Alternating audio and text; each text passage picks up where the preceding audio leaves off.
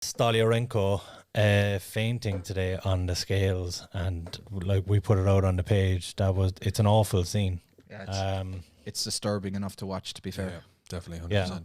I mean, it's not a catastrophic injury, but it's just that like you like for somebody to get to the point where they're passing out.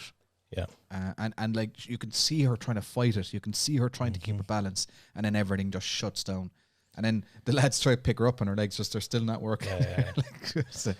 We hear about these, and they've become more commonplace in the last couple of months as well. By the way, we hear about these backstage, and you hear about them quite regularly. Someone has passed out backstage, or they're feeling faint, or we hear about it quite regularly. And the fact that we saw this one and it happened live in front of us is just it's that bit more alarming. It's I think something that has to be done about it.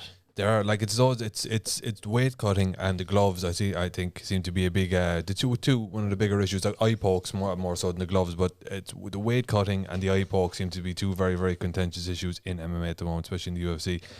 But like what can be done as regards the weight cutting, because like that this is like not only is it very like disturbing to look at and disturbing to watch, and you see someone, but especially for any fighter, but especially for a woman. I mean, like the physiological effects that it has, weight cutting has on you, up and down, hormones all over the place, and all this kind of thing.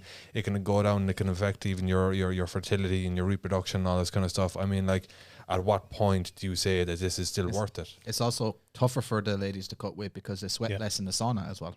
Really? And then depending on what time of the month it is, you could end up with not cutting at all. They just can't lose the weight. There's a huge number of factors that the men don't have to deal with that the women do. But the solution is to incorporate hydration testing with the weight testing. So in conjunction, there's three variables. You've got a person's level of hydration, which we'll say is a number between 1 and 100. Yeah. 100 being obviously fucking maxed up, like saturated, ready to piss right now. Yeah. And 0 being like a prune, or dead, like or Stoliarenko, piece of cheap beef jerky or something. Yeah. And then like you have their current body weight, which is a number that you can measure, and then also so what was the third one? Body weight, nutrition, body fat. I haven't thought this through. But anyway, right? So you should only be taking a person's body weight into account if you've also got their hydration levels into account, and everybody should be within a band of hydration. So let's say 10% they have to be or something. Correct. Somewhere up around. Well, if you're going to do it at all, you might as well put them up at somewhere reasonable, like 50 or 60% hydrated. Yeah. And then stick them on the scales, and then do a calculation, and whoever is, if somebody is more hydrated and weighing more, then that they're it's equal only to water somebody. weight. That's so all it is. It's not really an advantage in terms of muscle mass or speed or anything, anything like that. Yeah. Because it is like, what would you think is what about it as well? Same day weigh-ins, like they do with a lot of amateur stuff. It doesn't make any difference. People are still going to cut, and the fear then is that they're still dehydrated when the fight starts. And that's where you hit real dangerous territory. Someone gets knocked out dehydrated, that can do severe damage to their health. So in the or IMAFs, choked out, for that matter, is very dangerous. In the IMAFs, we have same day weigh-ins, and so for the vast majority of the fighters, they are sensible enough to know that they shouldn't be doing a heavy weight cut on the day of their fight. They just know that, but some still do it because either they've left themselves with too much weight to cut, or they didn't train hard enough, or something is up. They missed some cardio or something like that in the fight camp. And the last time we were in Bahrain, and there was one kid, I'm not going to say where he was from, but one kid, and he was strolling around, and he was lost in the hotel that he had been in all week. He was lost. He was like disoriented, so zoned out, just completely gone. He was only like a couple of meters away from the weighing station, but he couldn't put it together. Couldn't put it together enough. He was just completely zoned out, and he was going to be fighting that day.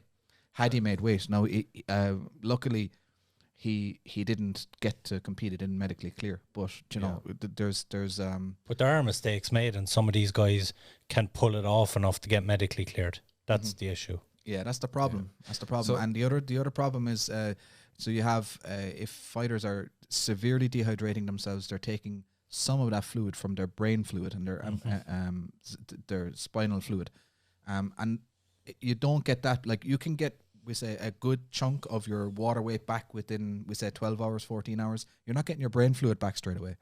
That stuff has to be reproduced by the body in a much longer process. So your brain has less cushioning to severe trauma as you're being hit in the head fighting slightly dehydrated. Which is the big problem with same day weigh-ins. Yeah. So like, if to solve this problem, do we increase the penalties for missing weight so that you don't do it with the hydration testing? It's not going to stop people cutting water. They need to bring in hydration tests along with the weight tests. So take it out of the fighters' hands. If you give the fighters a choice whether they do it or not, they'll still push the envelope every single time. They'll find some corner to cut.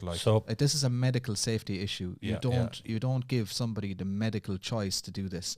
If you want them to be safely cutting weight, well, then you set in the hydration minimum and set that as and take it out of their hands. So picture this: Stoliarenko arrives for her weigh-in. She has to arrive an hour early, do a hydration test. Yeah, they test her and realize she's dehydrated. She has to hydrate. There and then she gets hydrated, whether it's IV or whatever form they deem appropriate, medically appropriate. Yeah, they rehydrate her there and then. Yeah. She is still allowed to weigh in an hour later. Yeah, but she's being watched the whole time, and if she misses weight, that's on her. That probably is the best way to do it, because you're doing it healthily, and if you do decide to cheat and cut water weight and all the rest of it, and you are putting yourself. But that's not cheating. It's just the way they do it. Right now, it's not cheating. But if we brought in the water, if we put in those rules, and you're still dehydrating yourself, and that would then technically be cheating, and you'll still weigh in over because you're forced to rehydrate. And it will make no sense. And then so I'd go one further, because I remembered why it was three variables. So the other one is body fat percentage. So you can actually let's say at the start of the year in January, you take all the fighters on the roster, you measure their body fat percentage, you measure their current hydration, their current body weight, and with those three variables, you can actually calculate safely what weight class they can actually achieve.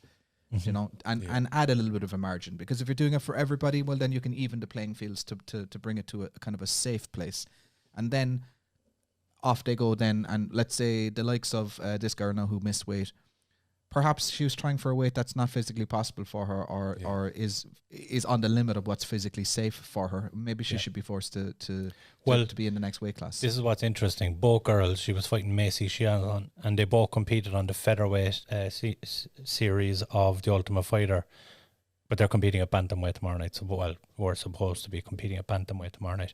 So it's a 10-pound cut. Now, Macy Sheehan has made that weight over and over again. So it's obviously just an easier cut for her. Or is she just naturally gravitate around that weight class? It's hard to say. But they have both competed at 45. That's what I'm trying to say. I don't understand why you're willing to compete at 45, but you're killing yourself to get down to 35. Sure, wasn't that fair enough? That's maybe a bad example right now. The fact that the 45 division just got scrapped. Yeah, and maybe you're trying to hang on to your UFC career.